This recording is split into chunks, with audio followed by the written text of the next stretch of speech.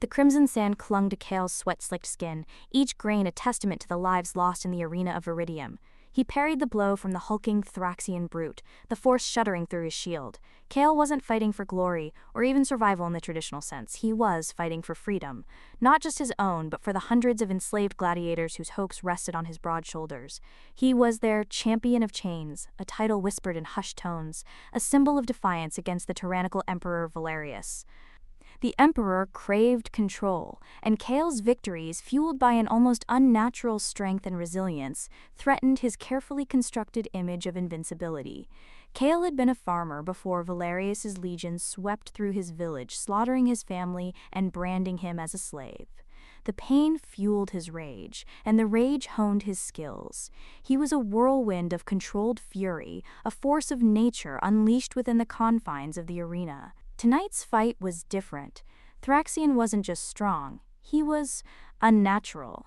Kale felt a prickling sensation on his skin, an ancient instinct screaming at him to flee. He dodged a vicious axe swing, the weapon cleaving through the air where he'd been moments before. He saw an opening, a flicker of doubt in the Thraxian's unnatural gaze. He lunged, his gladius finding its mark between the ribs. But instead of a scream, a low growl erupted from the Thraxian's throat as the wound healed almost instantly. The arena gasped.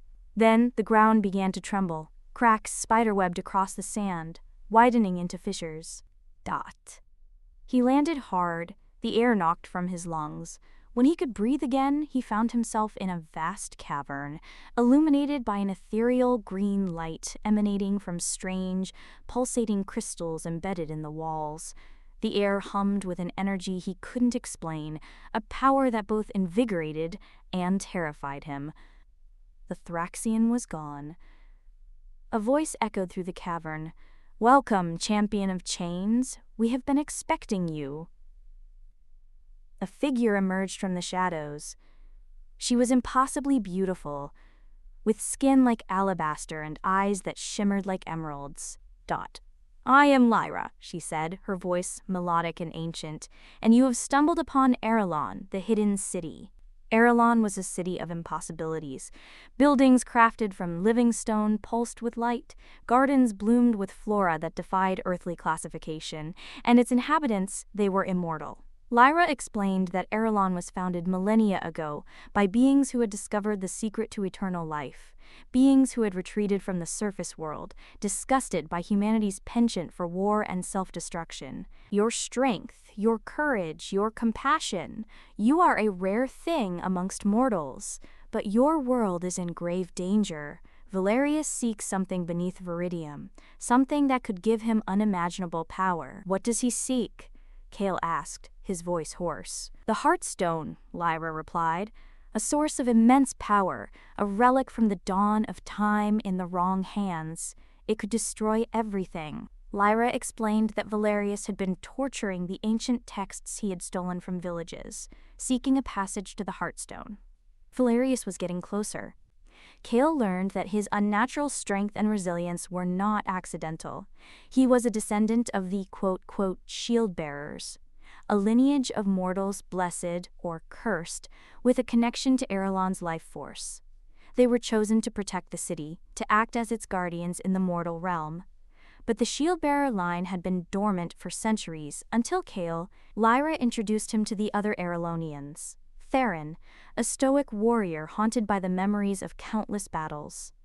Alara, a brilliant healer with a gentle touch and an unwavering spirit.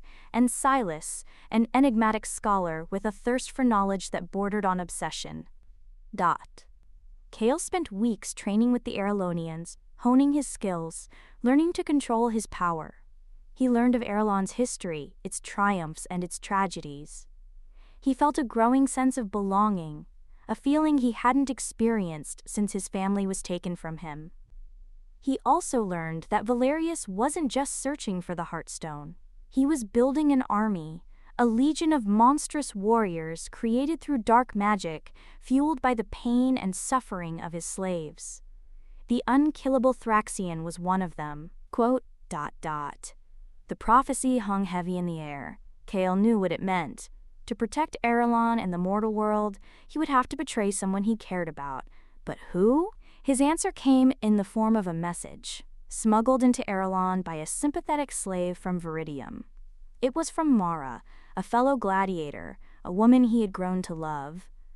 Mara was leading a rebellion within the arena, a desperate attempt to overthrow Valerius. But she needed Cale's help. She needed him to return to Viridium and lead the charge. He loved Mara, he believed in her cause, but he knew that returning to Viridium would expose Erelon to Valerius. He would be leading the Emperor right to their doorstep. And yet, how could he abandon his fellow slaves, condemn them to a life of suffering? He confided in Theron, seeking his counsel. Theron, who had seen countless betrayals in his long life, simply said, "The path of a leader is often paved with difficult choices. Choose wisely, Cale. The fate of many rests on your shoulders." Cale knew what he had to do. He would use his knowledge of the city to lure Valerius away from it, to protect its secrets at all costs. It was a gamble, a desperate attempt to save both Erelon and his fellow slaves, but it was the only way he could see forward. He returned to Viridium under the cover of darkness, using a hidden passage known only to the shield-bearers. He found Mara, her face etched with worry and exhaustion. Their reunion was bittersweet, filled with love and fear. He told her that he had found a way out, a way to lead the rebellion to victory. He didn't tell her the truth. Together, they launched the rebellion. Cale's presence ignited the slave spirits, and they fought with a ferocity that surprised even themselves. But Valerius was prepared. He unleashed his monstrous warriors, their ranks swelled by the slaves he had twisted and corrupted. The battle was a bloodbath. As the fighting raged, Cale led a small group towards the Emperor's palace. Knowing that Valerius held the key to the Heartstone's location, Mara fought by his side, her loyalty unwavering. They reached the Emperor's throne room to see Valerius standing before a massive stone altar, bathed in the eerie glow of a pulsating crystal. He was chanting in an ancient language, his eyes fixed on a map etched into the altar. "You're too late, Cale," Valerius sneered. "I know where the Heartstone is, and soon all the power in the world will be mine." A fierce battle ensued. Valerius, empowered by the dark magic he wielded, was a formidable opponent. But Cale, fueled by his connection to Erelon and his love for Mara, fought with a strength he didn't know he possessed. Cale turned to her, but it was a trap. He had revealed Erelon and his desire to protect her, which would doom the city. Valerius struck him from behind, and he could do nothing. Valerius grabbed Cale's mind and stole the location of Erelon. Cale screamed in horror. He had not been able to stop the Emperor. Just as Valerius was about to deliver the final blow, Mara lunged forward, sacrificing herself to save Cale. She struck Valerius's hand with her weapon, knocking the crystal from his hand. In his fury, Valerius struck her down. He used the strength from his shield-bearer heritage to throw Valerius. He was in terrible pain, but there was still a chance.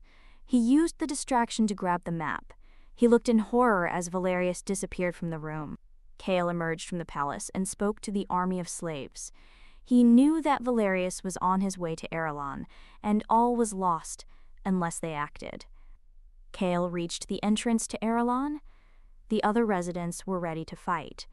He told them he would make the sacrifice that would save Erelon, and together they would fight back. The monstrous warriors were salivating. They knew that the battle would be long and hard. Cale looked around at the others. The future of the world depended on them. Cale charged into battle. He knew what he had to do. He must destroy the Heartstone before Valerius could control it. Cale used his shield-bearer's strength to fight the Emperor. He knew he was only stalling for time, but he kept going. He saw that Valerius was getting closer to the Heartstone and doubled his efforts. But then the Emperor knocked him to the ground. "Now I will be all-powerful." But the Heartstone did nothing. It was gray and lifeless in the Emperor's hand. "What?" Valerius screamed. "What have you done to it?" Cale said, "It requires a sacrifice, one you are unwilling to make." The Heartstone could not work unless its owner was willing to sacrifice their own life for it. It could not be taken, it could only be given. Valerius threw the Heartstone to the ground in anger. The Heartstone shattered, releasing a wave of energy that ripped through Valerius and his army, turning them to dust. The sacrifice had been made, but at great cost. In the end, the rebellion succeeded, Erlon was safe, and the slaves were freed. But Chaol was forever changed by his experiences. He had lost Mara, he had betrayed his own ideals, and he had witnessed the horrors of immortality. He became a leader, a protector of the mortal realm, forever bound to Erlon. He made sure that the other slaves got home, and then started a new life. He carried the weight of his choices, the burden of his knowledge, but he also carried the hope that one day humanity could learn to live in peace, without the need for sacrifice or betrayal.